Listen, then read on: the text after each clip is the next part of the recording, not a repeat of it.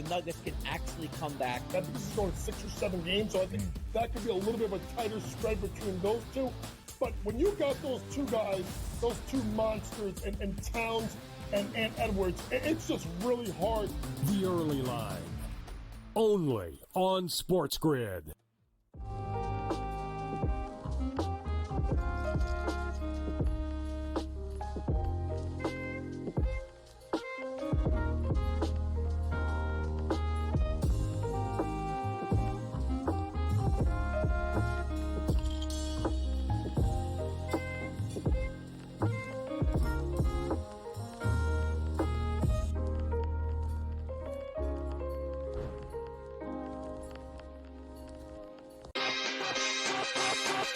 The Cam Rising stuff last year with Utah, 3 months of pretending he was questionable with a torn ACL, ridiculous. It's a lot of gray right now when it comes to this stuff, and we really are.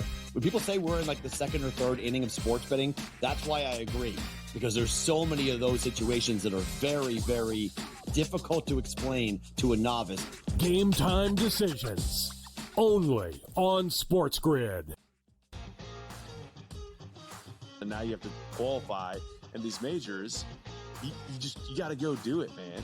Like, and it just comes off really petty to sit up there and be like, I'm not. You know what you signed up for. So I don't like the pettiness, and I 100% think Taylor Gooch should be in the major championships. Mm-hmm. So in the same note, I'm saying this, but also it's like, hey, this is the world in which we live in right now, and you don't deserve anything.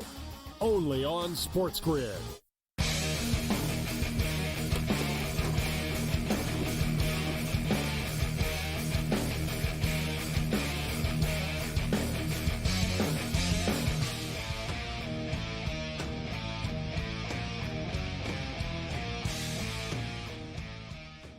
Still 4-0 for the Cincinnati Reds over the LA Dodgers. Tell you, the Reds have been a problem for the Dodgers. Just, I think back, one year, it was the year after the Dodgers won the World Series with Kirk Gibson. And when the year the Reds won the World Series. So it was like 89 and 90. And I went to like 61, 62 out of the 81 Dodger games. Like, I went to like pretty much every game. And the Reds were really good that year. And like that Reds team, man, that was a tough team, man. Chris Sabo, Barry Larkin, they had Eric Davis, center field. Yep. Who else? The Nasty Boys, their pitchers, like the relief. Remember they had the Nasty Boys, the relief staff. That was Charlton, Dibble, and Randy Myers. Norm Charlton, and Rob Dibble, the Nasty Boys. I partied with Dibble. I got I've gotten drunk with Dibble before. It's a good time. He seems like a party animal. He's like he seems, yeah. He's the exact same way, like in real life. Total brawler on the field, hitting guys, starting fights. Those Red teams are pretty good. Hey, I mean, he's just a big, loud guy. But I mean, he's pretty big though. Is he like 6'4"? He's a big cat. He looked like a big guy in the field. He's a big dude. No, it was at a Super Bowl actually. He used to do the Dan Patrick Show, and I had a radio. I was on the same station as him, so I went up to him, and I was like, yeah, I'm on the same station as you. And we hit it off. Next thing you know, we're crushing beers in Houston. When you're doing those like 90, 91 Dodgers, like I remember going to like a lot of Yankee games are like 93, 94 before they got good. Like just like dirt cheap prices. I probably went to like 50 home games. Oh, yeah. Right on like good. Like in the 10th row and first and third base. Like it was fabulous. It's fabulous. Yeah, you get great prices, huh? I know. Yeah, now. And now there's empty seats because they're so damn expensive behind there. Those they're like movie because they're all corporate. Nobody goes to those things. I mean, I'd love going to day games. They were the best. I'd leave my house like. I never been to the new Yankee Stadium. No, to the new Yankee Stadium. Oh man, I don't know. Again, the old one was the old Yankee Stadium, but when they made the new one, I was like, I don't really. You know what I mean? I really lived there, but I wasn't. It was far, so I was like, I don't need to go. You take down any kind of old stadium, like anything that guys who played with Hall of Famers and just people were. It kind of takes away from the whole. Again, like the stupid aura of or whatever. But it's just like everything that happened there. It's like the Orange Bowl. They were down at Orange Bowl in Miami. You're like, oh my god. I'm gonna give the Yankees credit though. Unlike other people, like the Montreal Canadiens are a good example of this. They had the Montreal Forum, they've never won a Stanley Cup since. It's like the mecca of hockey, right? It was like the Yankee Stadium. Yeah. So they moved. Why didn't you build? One thing I like about the Yankees, they built a replica. It's the same thing, right? You know what I mean? It's not. It's the same. It looks the same. It's the same thing. All right, fancier seats and nicer toilets or whatever. But you know what I'm saying? Like Montreal made a completely new generic arena. They should have just said, all right, we're going to make a carbon copy of the last arena, except bigger. A little bigger, a little better for the fans, bigger concourses, some more bathrooms, comfier seats. Yeah. I miss those old school. Dodger Stadium, bro, is actually, surprisingly enough, it's the third oldest stadium in baseball. Well, it's probably behind Fenway and Wrigley, right? That's all that's left. Yeah. Yeah, Fenway, Wrigley, and Dodger Stadium is crazy. It is. Like, you wouldn't think of it like it's people don't think of Dodger Stadium as like some sort of really old stadium. Yeah, it was only in the '60s, but yeah, they never get rid of all. And they're like, why change? Hold on a second. Let's roll level 3. This is SportsRage. I am Morency, the pistol parts, the hustlers, the people to bust them, and everybody else in between. Let's do this thing. It's 4-0 for the Cincinnati Reds for all you Dodger haters out there. Dodger fans are like, yeah, whatever. Of course it is. It's one of those nights. 4-0. Shohei Ohtani bobblehead night tonight. I want to look up online and see how much these things are going for already. NHL hockey, 2-2 after 2 periods of play. The Edmonton Oilers and the Vancouver Canucks. Deuces wild across the board. We're tied at 2 in the game, and the series is tied at 2. And we're going into the third period. This is big-time stuff. I'm on the Vancouver Canucks to win the game at plus 125. They're currently plus 100. At times tonight, they were plus 210, and we told people to jump in. Drew Martin was with us earlier, and he did. I think this game could go to overtime, guys. It is plus 165 to go to overtime. Not bad odds, considering it's tied and we played 2 periods. It was only like plus 280, plus 290 or whatever before the game started. So it's not like this. It's a pretty good bet, actually. I'm going to play it. Plus 165 that this game goes to overtime. The Denver Nuggets tonight scored 70 points. Sean Higgs in the house with us. Sean, wow. I still like your I was under on the Nuggets tonight. I think your under could be all right. I think you're under in that hockey game would still get there. This could be a 2-2 game third. I mean, they're going to tighten up here in the third. It's not going to be a free-for-all. They'll get tight. I mean, it could be a 3-2 game. I think somebody wins 3-2. It's going to be 2-2, or maybe it's 4-2 with an empty netter. You know what I mean? It's 3-2, and then I'm with you. I don't think we get to. I'm already on the under, though. That's what I said. I remember you said that you got to. Yeah, you had it earlier. So I was like, at first I was worried. I'm like, you know what? They're not going to. The third period, they're going to tighten up. Pivotal game 5, 2-2 series. But yeah. So NBA, how about Denver laying an egg today? Huh? Dude, I was on them. Like it's the worst pick of the century. Holy cow! It was like, they lost by 45. What did they lose by? What was the what was it? So it's hard to keep up. 70. They lost by 45 points. I mean, listen, you scored 9 points in the fourth quarter. Murray just, 4 of 18. That guy couldn't hit anything. Now you got a game 7 here. Do you trust Minnesota in a game 7? Now it's hard to. It is hard, but it's also, I guess it's easier to trust Denver because they're the defending champs. But you look at some of these scores, there's not a close game. These are just blowouts. The point spread, all over the place. The point spread almost lets you know, too. You have the defending champions on their home court and they're only 4.5-point favorites. It goes to show that even like the computer and the odds makers don't think that it's some lock the Nuggets win the game. But that's what it was in games 1 and 2. Same kind of thing. It wasn't really crazy. The odds are what here they we are are. 7 right now. Yeah. I don't even know. I don't know what about that. I'm not sure about that game. I'm going to say maybe as bad as they shot, you got to come back probably a Denver team total over in that, right? Maybe 105 or so. You score 70 points and you play like garbage. I'm automatically going to be leaning to you. And we've seen that in this series, right? We've seen in the first quarter, games. Too. Yeah. Well, teams that suck that hard, right? First quarter is always the play after. Yeah. Well, and then, we'll jump into tomorrow's game, the Pacers. You got to like the Pacers first quarter, first half there. I mean, laying 3 or whatever they are against the Knicks. I like that in that matchup. I'm not a big Knick guy. They keep winning. I don't see how you could keep winning when you're in a 30-point blowout and you're still playing guys 40-something minutes in that game. Like you saw DiVincenzo shoot 1 of 20 from 3 and 7 of 30 from the field or whatever. He has 7 for 28. You can't leave guys out there that line. How do you leave them in there? You're going to lose the series because you do stuff like that. You're up 25. Take the guy out. Let him get a breather when you have a 6-man rotation. That's what Thibodeau did when he was the Chicago Bulls coach. Remember, he ran Derrick Rose into the ground, man. Destroyed him. Like, he played him so much. And Joakim Noah and all those guys. He played the same 5-6 guys all the time. And you'll notice they were all beat up in their careers after, too. Yeah. You can't. This isn't the NCAA tournament with a 5-game thing. This is, you played a tough series versus Sixers. You know what I'm saying? It's not, you play a tough series versus Sixers. You're in a dogfight here with the Pacers. I mean, they got a lineup for the Pacers already on whatever, Sunday. The Pacers are a 5-point dog there against the Knicks in New York. So the Pacers let them off the hook, Sean. I'm with you. I thought the Knicks were vulnerable. If the Pacers should have won the last game, but they're flaky.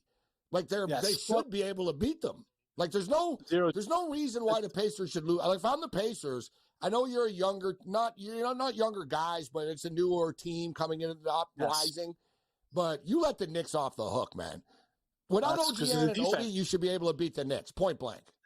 Exactly. He's the glue guy for them. He's defensive stopper. He does a lot for that team. And the record shows when he doesn't play, they lose. But again, Pacers defense. It's crazy the impact is. All year, their defense. This is SportsRage.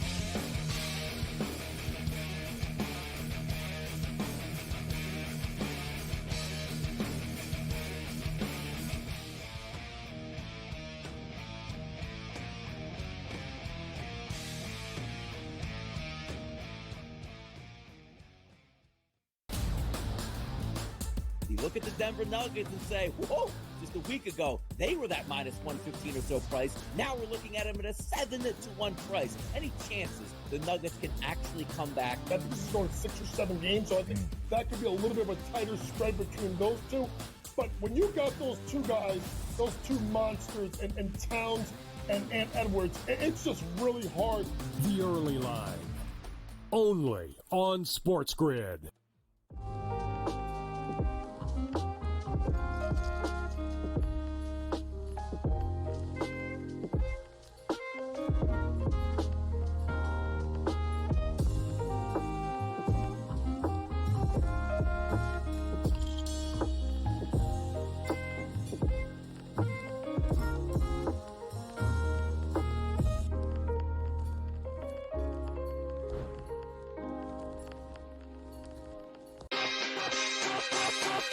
The Cam Rising stuff last year with Utah, 3 months of pretending he was questionable with a torn ACL, ridiculous. It's a lot of gray right now when it comes to this stuff, and we really are. When people say we're in like the second or third inning of sports betting, that's why I agree, because there's so many of those situations that are very, very difficult to explain to a novice. Game time decisions. Only on SportsGrid. And now you have to qualify, and these majors, you got to go do it, man. Like, and it just comes off really petty to sit up there and be like, I'm not. You know what you signed up for, so I don't like the pettiness, and I 100% think Taylor Gooch should be in the major championships. So in the same note, I'm saying this, but also it's like, hey, this is the world in which we live in right now, and you don't deserve anything. Only on SportsGrid.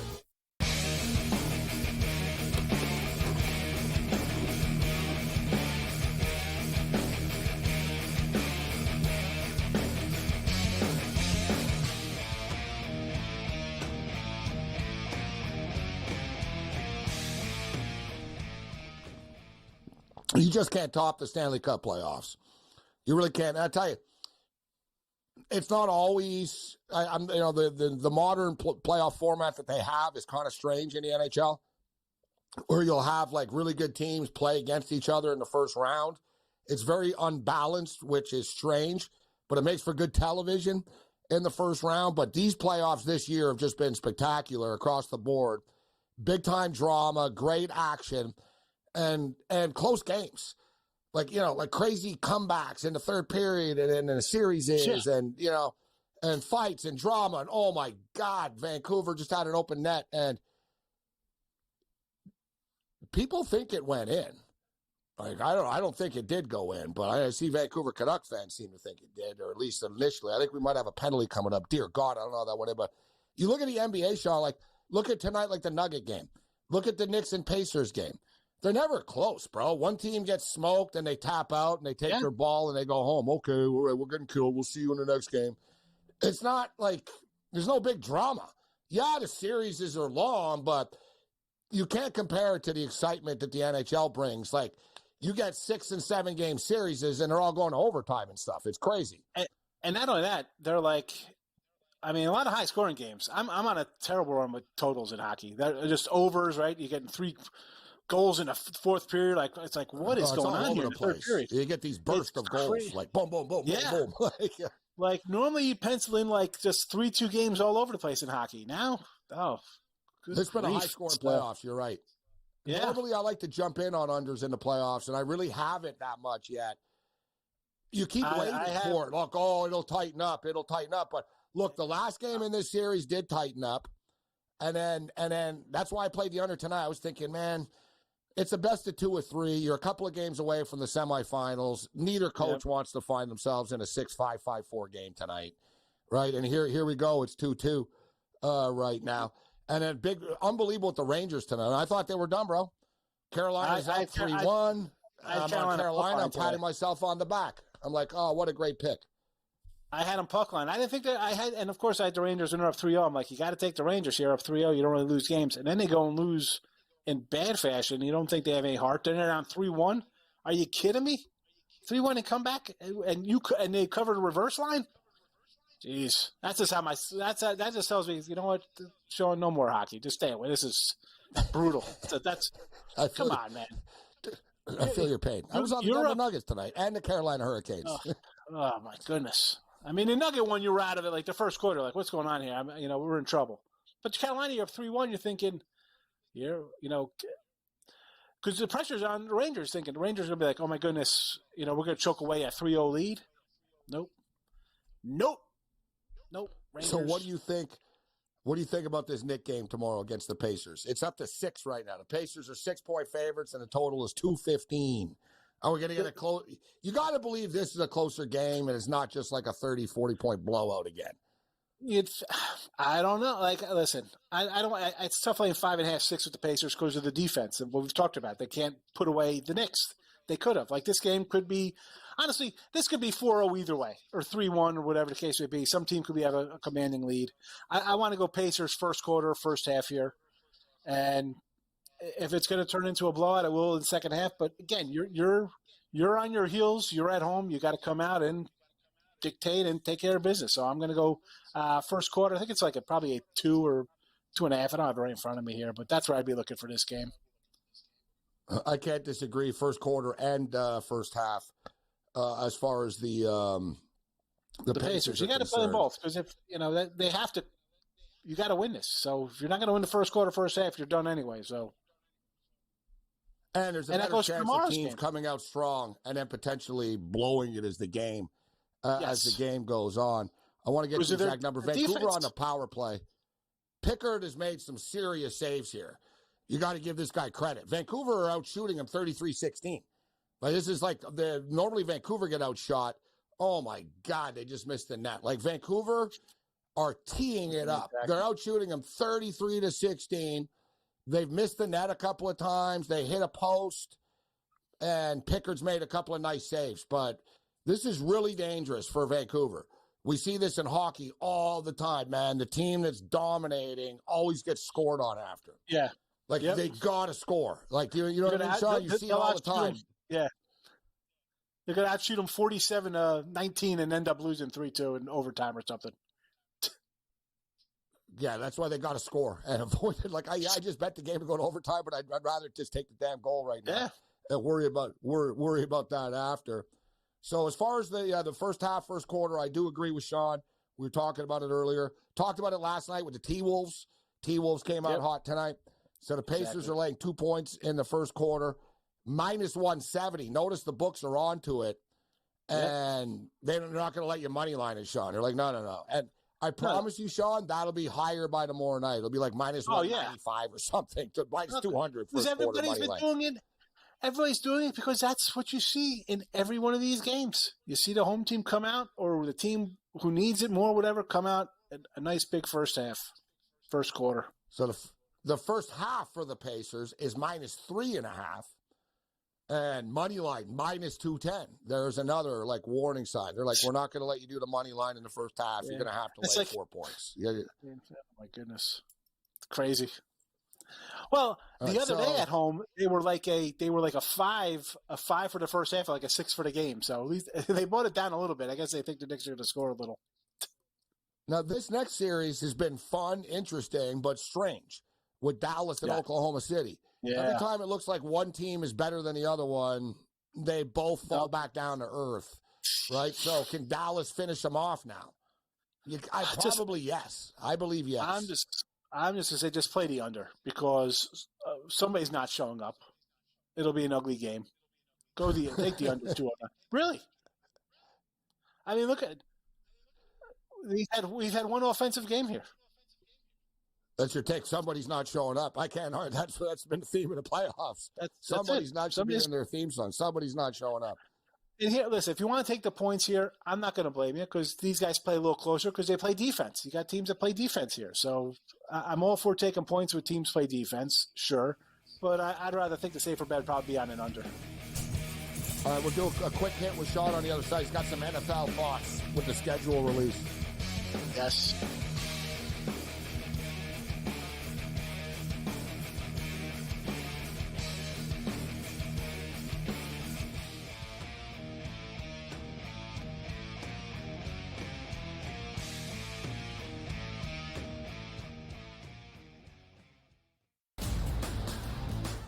You look at the Denver Nuggets and say, whoa, just a week ago, they were that -115 or so price. Now we're looking at them at a 7-1 price. Any chances the Nuggets can actually come back? I think this is going 6 or 7 games, so I think that could be a little bit of a tighter spread between those two.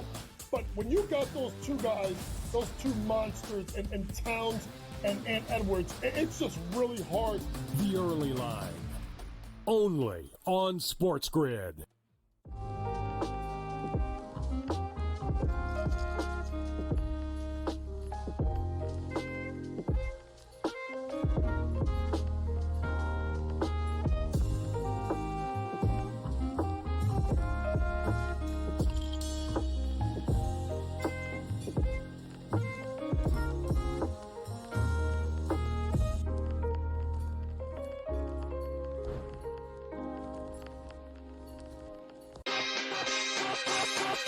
The Cam Rising stuff last year with Utah, 3 months of pretending he was questionable with a torn ACL, ridiculous. It's a lot of gray right now when it comes to this stuff, and we really are. When people say we're in the second or third inning of sports betting, that's why I agree, because there's so many of those situations that are very, very difficult to explain to a novice. Game time decisions, only on SportsGrid. And now you have to qualify, and these majors, you got to go do it, man. And it just comes off really petty to sit up there and be like, I'm not. You know what you signed up for. So I don't like the pettiness, and I 100% think Taylor Gooch should be in the major championships. Mm-hmm. So in the same note, I'm saying this, but also it's like, hey, this is the world in which we live in right now, and you don't deserve anything. Only on SportsGrid.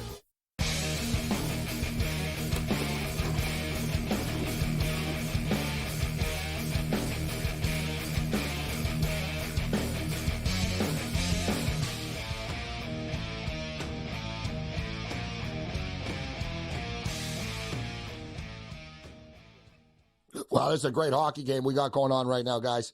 2-2, 11 and a half minutes left. Concern for Vancouver, only because they're out shooting them 34-18. They've been freaking dominant in this third period of play. They're all over them. The puck isn't going in, and that normally ends in disaster when the other goal is just standing there doing nothing. So we got Brett Beard going to join us in a couple of minutes. We're going to talk about some of the college football games and announcements, like Purdue and Notre Dame on CBS. The SEC is no longer on CBS anymore. It's going to be a little bit jarring for people. 3:30 Saturday afternoon. Yeah. No more SEC football on CBS, Sean. Yeah. Where's it at now? It's the ESPN? Big Ten now. Big Ten. Yeah. SEC went to ESPN, and the Big Ten goes to CBS, and that big 3:30 game of the week will be a Big Ten game now every week. But what do you got for us for the NFL? NFL. So, I know people don't like to bet early, but I like it. So we'll start opening day. Ravens. Give me some Ravens here. Money line action. You want to take the points? I get it. Also an under here. Who's got more to prove here? I know Andy Reid, bye week, rest, him at home with Mahomes never lose. But they're the defending champs. They could come in, they'll win their 11, 12 games on the year. And again, you bring in who? Hollywood Brown, you got a couple of new pieces there. They don't need this game. The Ravens, this is a big statement game for the Ravens, the way they went out in the playoffs last year. So I'm going to jump on Baltimore here, Thursday night opener. I think they get it done and the under. Next game I kind of like is the Steelers. We're catching 3 against the Falcons, right? Everybody loves the Falcons. Okay. I mean, Kirk Cousins is 36 coming off an Achilles. Last time I checked, as bad as the Steelers are, they still play some defense. I don't know. I'm not buying the hype teams. I'm automatically fading because they're going to be overinflated early. This line's only probably going to go up because nobody's going to love Pittsburgh with Russell Wilson or Fields, who's ever quarterback. No one's going to give them any respect. Give me the Steelers. The Panthers catching 5.5 from the Saints. Dead number, really.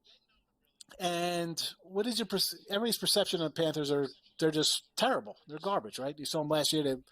Bryce Young looked totally lost. I don't know. So, who do the Saints have? How are they 5-8? I know Carolina's bad. I'm Carolina. It's just one of those. I just have to just take Carolina because they can't be as bad as they were last year. They brought in a couple pieces. They got to improve. Next one up here. Oh, the Titans and the Bears. Right? Oh, my God. Caleb Williams. How are the Bears 8.5 wins for this team? Are you kidding me? I'm not a Caleb Williams guy. Any kind of rookie quarterback, I kind of have to hold my nose and say, hold on a second. You're a 4.5 point They did win 7 games. They did win 7 games last year. They came on late, whatever the case would be. And then you got rid of that quarterback. So now it's a whole nother guy learning. I don't care how good he is. He's still got to learn to coach the system. I'm not taking a rookie quarterback laying 4.5 at home. Give me Tennessee here. Tennessee. And another one people are going to be like, you're crazy for. I'll take the Colts. Colts money line at home against Houston. Oh, my goodness. C.J. Stroud apparently is the next Joe Montana, this kid. I mean, everybody loves Houston, the hype machine, MVP. Well, yeah, sure. Give me the Colts. I don't know who's quarterback. Is their guy going to be back, Richardson? I don't even care. Yeah, Give me the Colts. Richardson's going to be ready. Yeah. Yeah, that's fine. Line me up for Indy all day long. And Denver. Here's another ugly one. People writing off Denver. This line was 6. It's 5.5 and 5 now in some spots. Yes, I will take the Broncos all day with Zach Wilson at QB there. I love every second of it. All dogs, all ugliness. And I'll tell you what, I'm going to go like 7-3 probably opening day. And I'll take it with some money line dogs. I like your enthusiasm. And you know what? I'm not going to say I agree with every one of the picks, but every one of the teams, I like your angle. You're going against every one of the hype teams early. And I'm going to get a better number. Say, they're all going to be juiced up the lines. No one's betting a Colt. Everybody's going to bet C.J. Stroud. The teams, though, that you talk about will be good, better than people realize. Like the Pittsburgh Steelers, I think Russell Wilson will be fine with Pittsburgh. They have a ton of talent. They've had a great draft. They've stockpiled on defense. They're a good football team. Like, I like the Steelers win total to the over. I think the Steelers are a good team. As far as Cousins is concerned, he could get hurt, hell, by the time the season starts, right? Will he even be ready? Yeah. It might be Michael Penix. And I do agree your Carolina look. And Tennessee is a team that I'm high on coming into the year. I like their win total to the over. They're another team that had a very, very solid offseason. You can always judge, like, what a team is trying to do. And Tennessee's not in some sort of big rebuild. If they bring in Calvin Ridley and they keep DeAndre Hopkins and they give Pollard all this money, that's saying no, we're trying to win now, right? Yep. We're not like rebuilding. We wouldn't sign these guys if we're rebuilding. Thanks, Sean.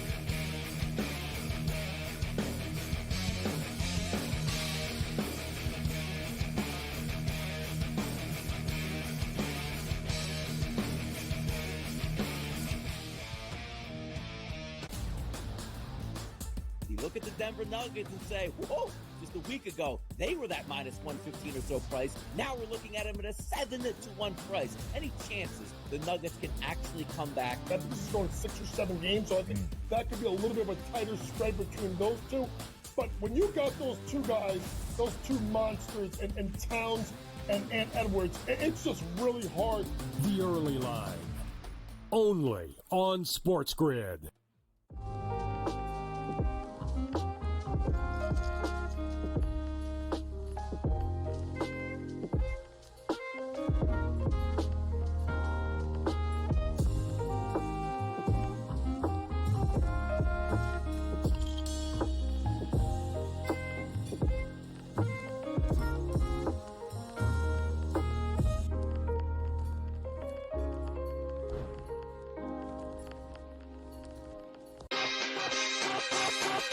The Cam Rising stuff last year with Utah, 3 months of pretending he was questionable with a torn ACL, ridiculous. It's a lot of gray right now when it comes to this stuff, and we really are. When people say we're in like the second or third inning of sports betting, that's why I agree, because there's so many of those situations that are very, very difficult to explain to a novice.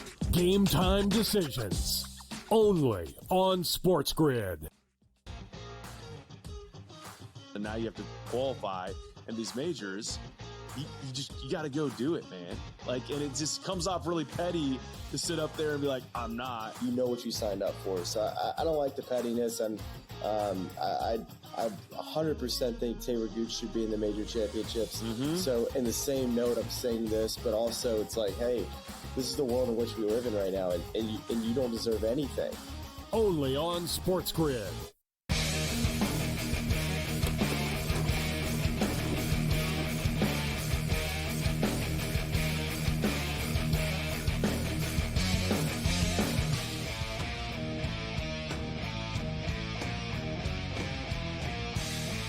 The Thursday Night Throwdown continues. This is SportsRage. I am Gabriel Morency. We're breaking it down on SiriusXM Channel 159 of the SportsGrid radio and television networks. Shout out to all of our AM radio affiliates joining us this evening. Let's bring in a Heisman Trophy voter, First Coast News, college football analyst, and more. Brent Beard joins us. Brent, it's always a pleasure, sir. Thanks a lot for taking the time to be with us. How you doing, Brent? Well, let me tell you how excited I am. I just got an email a minute ago from the SEC office. They're sending out credential requests for Dallas and the SEC Media Days week in July, Gabe. How about that? We're 100 days away from the first game. And when we're talking next week, I believe I'm going to have a preseason magazine in my hand, probably either Lindy's or Athlon or both. As you know, Phil Steele comes out a little bit later on. So right now I'm okay with all that. And I'll tell you what, the National Football League released their schedule throughout the week, but their main schedule release was on Wednesday night. But I've noticed college football and the NFL are almost competitors now in this new world. I think the NFL is starting to look at college football a little bit differently when they see just how powerful their television packages are becoming. Now, the NFL is still king, but I've noticed college football and the network specifically, they're starting to announce their games. So as you stated, it's starting to get real now. Soon there's going to be actual TV commercials for these football games. We're getting excited about the LSU and the USC game here. A lot of us are going to be going to the game in Las Vegas. A lot of guests and listeners of the show. It's going to be a big weekend in Vegas of college football week 0. And then, of course, LSU and USC in the Las Vegas Kickoff Classic. And word is as well, Brent, earlier in the week it came out that it looks like Las Vegas will have the 2027 college football title game as well. Yeah, absolutely. Atlanta this year. And then after that, we're going Miami. And then, as you mentioned, a lot of excitement for Las Vegas. One thing you said, really what it brings to mind, the playoffs start on the 21st, or that's one of the playoff Saturdays for college football. Well, now the NFL has got 2 games on that day themselves. And look, I think folks who listen to you and watch you, don't you think they'll flip channels? I think people made too big of a deal out of that. I hear what you say about them getting competitive, but if you're the average fan, Gabe, on that day, man, that's more the merrier. You get 2 NFL games, and you get college football playoff games. Could it get any better than that on a typical Saturday? I know. I've been saying this, Brent. I don't like a lot, and I'm not even talking about the NIL stuff. I don't have any problems with that, but I don't like a lot of the changes in college football. And I think some of them are for the negative. It's sort of short-sighted, and let's make money now. But with that being stated, my point is there's a lot of football programs, big-time teams, that are all excited about these new conferences that are used to winning 10 games, that are used to being powers. And that's right. We'll see if you guys love these conference moves suddenly when you're 7-5 every year now. Yeah, right? Really. So that's what I'm saying. And then we can get into the travel and the student part of it and how they're supposed to go to class and all that. But I've always said, Brent, from a fan perspective, every Saturday is almost going to be like New Year's Day or something. Really? Like every Saturday, there's going to be massive, major, big-time teams playing against each other that are suddenly in the same conferences, and there's just so many great matchups. And where I know it's starting to get real right now is CBS is starting to announce their Saturday afternoon slate. And it's going to feel strange, guys. The SEC is not on CBS anymore. The Big Ten takes over the coveted 3:30 CBS slot, and they announced that Purdue and Notre Dame will play on September 7th in that slot on 3:30, and USC and Michigan, Brent, Michigan's first conference game. So it'll be the first time that they play as conference opponents, the USC Trojans at Ann Arbor on September the 21st. That's going to be lit. It really is. There's no doubt about that. And look, the people are not giving Michigan any credit. They recruited tremendously in Michigan. It's not like they're not going to have many players this year. They're kind of flying under the radar. People are sort of just like, absolutely. I see them in, there's no official rankings out, but the unofficial, I see them checking in around 12, 14, in that sort of range. And I'm thinking, you guys are kidding yourselves if you don't think they're like really a top 6 team in the country. Oh, yeah. And let me say this, too, but people may not have heard this yet, but the iconic theme when CBS SEC games begin, SEC won't have that this year, Gabe. It's going to the Big Ten. No, that's right. That's so yeah, exactly. Good point. It's a lot like the NBA that people miss the NBA on NBC song. Right? And it didn't go because no, they don't own it. So you're right. CBS owns that because they use that even during the Army-Navy game and stuff. Right. And I remember in the old days, watching, and that song has been around forever, but it's just it's in the air right now. You can really feel it. Man, there's going to be some great matchups. And so, Brent, I know you got the opportunity, and Brent's in Jacksonville, Florida, to talk with Coach Norvell and with Coach Napier. Let's start off with the Florida State Seminoles. A lot of big-time talent to replace that went to the National Football League. Specifically Keon Coleman and Jared Verse, two great football players. They lose Johnny Wilson. They lose their quarterback as well. And no disrespect to Jordan Travis, but I'll say that they have a better quarterback. There's almost like an upgrade at the quarterback right now. So DJU comes in at the quarterback position. I know Coach Norvell is super excited about the defense, and some think that they have one of the best secondaries in the country. To me, they feel like a playoff team. Are they better than the Clemson Tigers? What was your takeaway from being around the program? First of all, Mike Norvell was in town last night here in Jacksonville speaking to the boosters. I'm telling you, Gabe, I was very impressed. He handles himself very well. I was told that he would do that. He was very accommodating to the media. Now, people may not or forgotten this. They started the season week 0 in Ireland playing Georgia Tech. So they're excited about that trip. They've already been over there to kind of get the lay of the land. They're going to actually stay a day extra because Norvell said, for my players, this may be the only chance they have to go to Ireland. So this may be a trip of a lifetime for them. And then they come back on Labor Day night and they play Boston College. Now, to your point about DJ Uiagalelei, Gabe, you know this. He's had 40 starts, 40. So at some point, that really pays off. He's mentoring that quarterback room. They've got Lawrence Toafili is coming back. They've got Malik Benson over from Alabama. They've got Roydell Williams coming over from Alabama.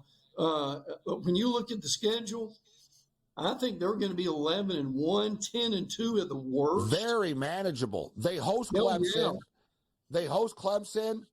They go to Notre Dame. That's the tough one, right? That's That's the tough one. They go to Notre Dame later in the season, but it feels as though that this is going to be Florida State will get into the playoffs this year. There's no reason why they shouldn't. Yeah, no doubt. I would agree with that. I think that's true. You mentioned the defense.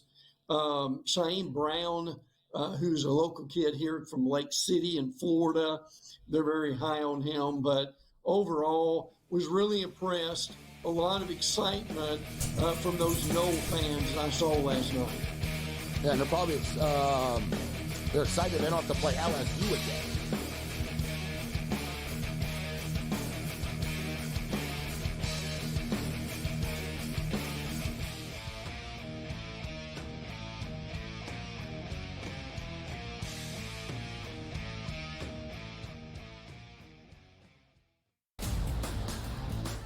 You look at the Denver Nuggets and say, whoa, just a week ago, they were that minus 115 or so price. Now we're looking at them at a 7-1 price. Any chances the Nuggets can actually come back? I think this is going 6 or 7 games, so I think that could be a little bit of a tighter spread between those two.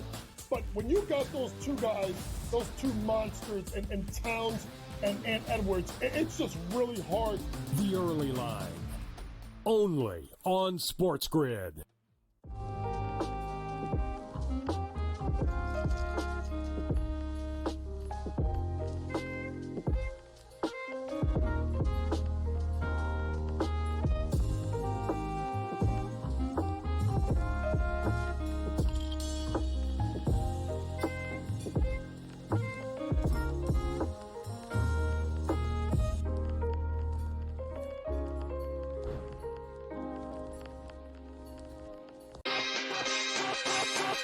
The Cam Rising stuff last year with Utah, 3 months of pretending he was questionable with a torn ACL, ridiculous. It's a lot of gray right now when it comes to this stuff, and we really are.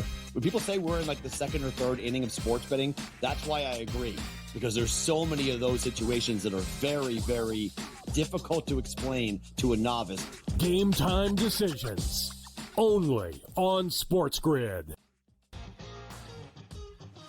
And now you have to qualify, and these majors, you got to go do it, man.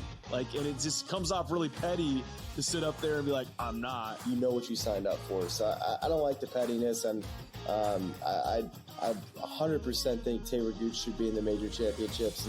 So in the same note, I'm saying this, but also it's like, hey, this is the world in which we live in right now, and you don't deserve anything. Only on SportsGrid.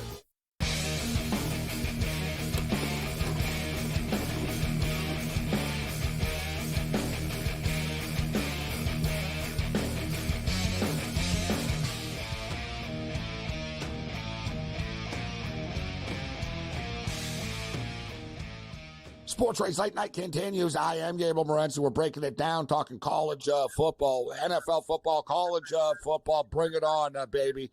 UFL football is getting really good. The Birmingham Stallions still undefeated in the UFL. CFL football around the corner. But there's a lot of stuff I want to get to with Brent. And, of course, there's been so much talk about the transfer portal as of late, Brandon. One of the more higher-profile players in the transfer portal got into a war of words with Deion Sanders and Shador Sanders on the way out, and that is Cormani McLean, who has transferred to Gainesville. So to the Florida Gators. Now, listen, everybody, McClain was the number one. He was the number one cornerback in the 2023 class. Things did not work out for him at Boulder with Deion Sanders. And Deion Sanders initiated that, he wasn't a hard worker, that he wanted everything handed to him, that he was late for, but Deion said, we don't hand you starting positions here. You got to show up on time, and you got to show up for meetings, and you got to be more committed. McClain had a different view of it, but pretty good get for the Florida Gators. But truth be told, they already had a pretty good secondary, didn't they? Yeah, there's no doubt about that. Jason Marshall comes back. People think he may end up being a NFL prospect before it's over. McClain is an interesting recruit for Florida. He's got all the accolades. He's incredibly talented. He's 6'2", with a good wing spread. He is fast. He can make plays. Now, again, they think this is the interesting thing. They think he'll settle down with Billy Napier. Now, Napier was in town on Monday night. And Gabe, I'm just being honest with you here. Napier really comes off, frankly, with some humility, transparency, and you kind of can't help but like the guy. I hope they're able to play better this year. Man, oh man, that Miami game starting the season at 3:30 on ABC is going to be huge. So against Cam Ward, speaking of quarterbacks. I gotta tell you what, when I was looking at Florida State and just sort of kicking the tires on the ACC, there's some really good quarterbacks in this conference this year.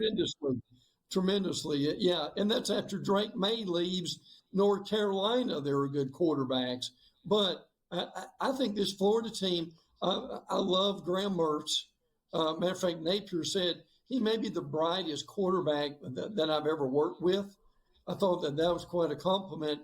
And, Gabe, they've got DJ Lagway, the number one quarterback recruit, and I think he'll be mentored by Graham Mertz, and I think that's good.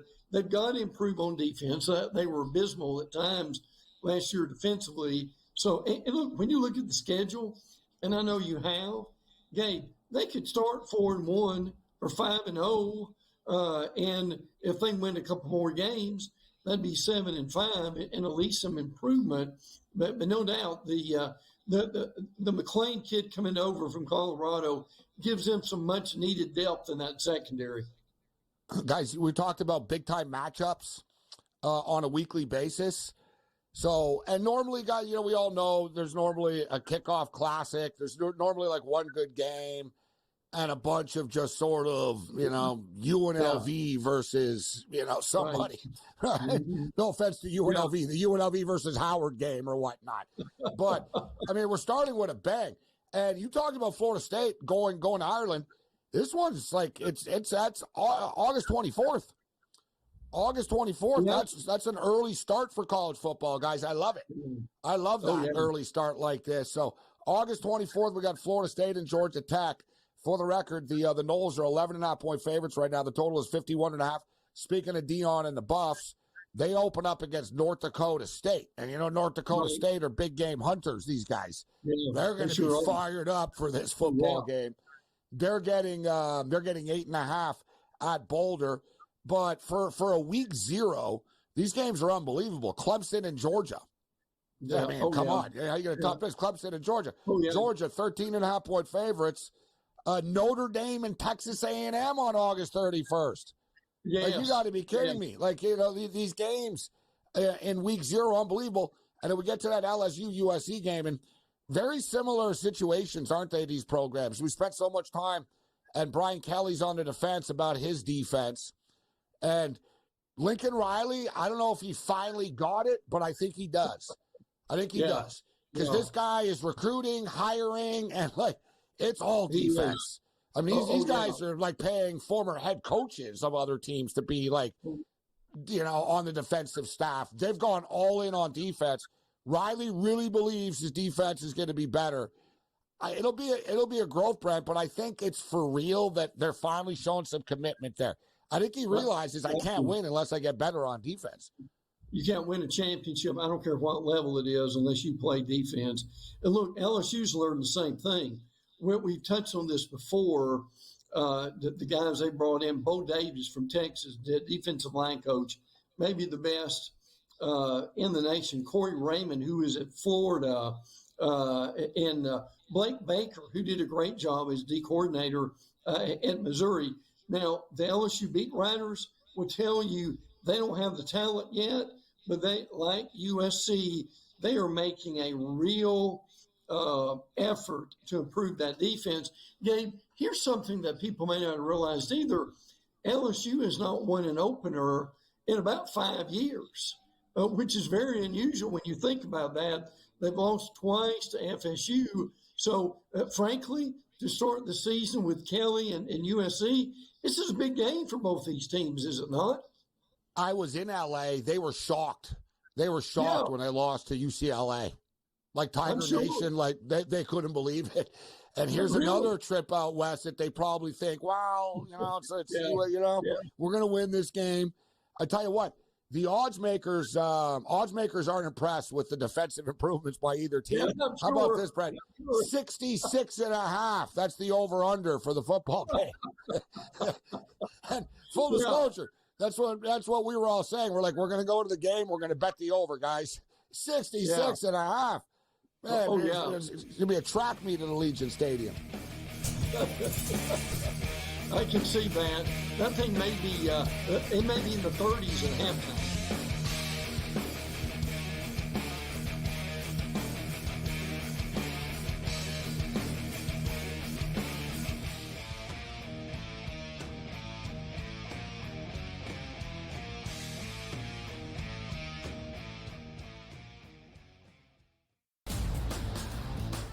You look at the Denver Nuggets and say, whoa, just a week ago, they were that minus 115 or so price. Now we're looking at them at a 7-1 price. Any chances the Nuggets can actually come back? I think this is going 6 or 7 games, so I think that could be a little bit of a tighter spread between those two. But when you got those two guys, those two monsters, and Towns and Edwards, it's just really hard. The early line. Only on SportsGrid.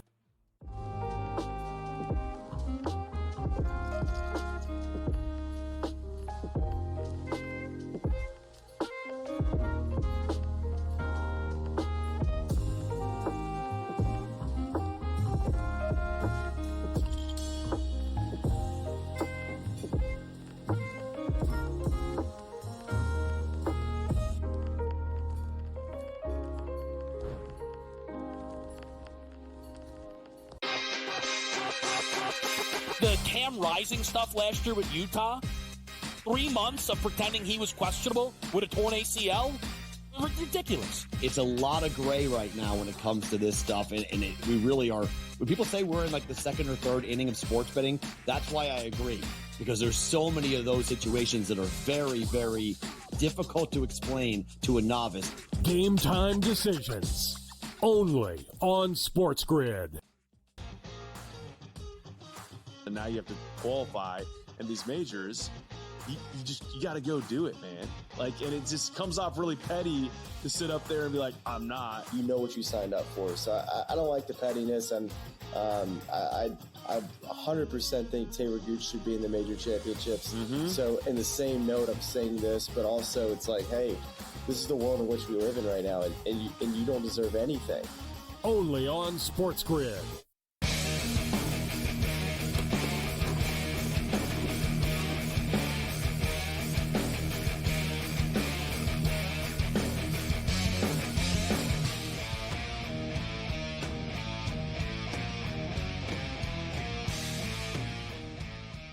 Boom goes the dynamite. JT Miller. And the crowd in Vancouver erupts. This has been a crazy series. I think this has been the best series of them all as far as drama is concerned. They've all been pretty good, in the second round of the Stanley Cup playoffs, but this Vancouver-Edmonton series has been especially good. You've got personal bad blood. You've got geographical implications, Canadian rivalry. The fans don't really like each other. The media are getting into it back and forth. Everybody's going back and forth. And every one of these games are one-goal games. We talked about it earlier. That's the 9th straight one-goal game for the Vancouver Canucks. They're walking a tightrope.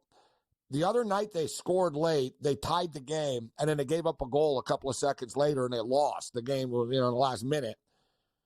Tonight they scored with 30 seconds left, but they didn't give up a goal after. Wild stuff. Wild stuff. If you remember before the series started, and I posted the pick, and nobody picked the Vancouver Canucks to win the series, except one guy on ESPN, was the Ryan Clark. Ryan S. Clark, not the football player, but the hockey beat guy. So there was 24 people on ESPN, hockey experts, and 23 of them picked the Edmonton Oilers. 17 of the people on the NHL network made predictions for the series. 16 of the 17 of them picked the Edmonton Oilers. I picked the Vancouver Canucks in 6 games at 10-1. So now we ride in. We're sitting pretty. We're riding shotgun into Saturday night's game. Technically, I don't really have to bet the game now. I mean, I've got, if they win the series, boom. I've got a 10-1 play now on Saturday night's game on the Vancouver Canucks. You could argue, well, now it's a good time to buy back and hedge. But as we always say, hedging is for gardeners. And I was never a fan of Edward Scissorhands. So we're not going to be hedging. What we will do, though, we'll be looking to take the Canucks like plus goals and stuff. So I'll put together some plus goal plays to try to cover all of our bases. But, man, we all look forward to the playoffs at certain times of the year that are really cool. Yet we've got to tip our cap to the NHL. The Stanley Cup playoffs really have lived up to the hype. The NBA is good in the sense that you don't really know who's going to win, but it's only because teams are so inconsistent. Right, every night is like a massive blowout. One team gets down by 30, they quit, and then they win the next game, and it's rinse and repeat over and over, and that's what we saw tonight. Would have expected more from the Denver Nuggets. You have to wonder if the Nuggets actually have it in them to win the championship again. Right, like all year long, they were always spotting teams' leads and then come back. Against the Los Angeles Lakers, the Lakers were leading most of the series, and they came back, they won. Now, they're playing a dangerous game now with the Minnesota Timberwolves, and they'll probably survive the game 7, and they'll probably get through. I would imagine Denver could beat Dallas or Oklahoma City after. And then you look at Boston, and Boston keep on getting a free pass every series. So it's kind of been anticlimactic. Let's just call it up. The Western Conference has been all right, but the NHL playoffs have been much better. So shout out to all of our guests tonight. We had a lot of them. One of them was Caitlin Free, and she did a great job at the Kentucky Derby, a legendary job at the Kentucky Derby, and one of the wildest derbies ever. She nailed it. She picked the trifecta. She likes Tucson Gold in this Tuscan Gold, little old school here, the 8-horse in this race. So we'll get all of our final picks tomorrow. And but she liked the 8-horse. It's not 8-1 anymore, though. It's come down. The numbers are really moving for this race. There's only 8 horses in the race now, so the numbers are all going to drop and stuff. But when there's only 8 horses, we all should be able to come up with a couple of exotics and put it together. So yeah, shout out to Caitlin for joining us. Sean Higgs in the house tonight. The Ranger Redhead, Cam Stewart. We had Drew Martin Betts, Brent Beard. Tomorrow night on the Freak Show, we're going to hit some UFC. Lou Gamblu in the rotation. Our boy Tony Finn steps up, and then from Area 51 tomorrow night, Steve Merrill kicks it with us, and we'll set up a big weekend of action. Follow me on Twitter, X at SportsRage, and we'll be kicking it tomorrow with Pharrell at 12:14 Pacific time and 3:14 Eastern time for our daily hit. And we'll have some best bets for tomorrow night's action. Great job by our crew this evening. Other than that, you're on your own. Later.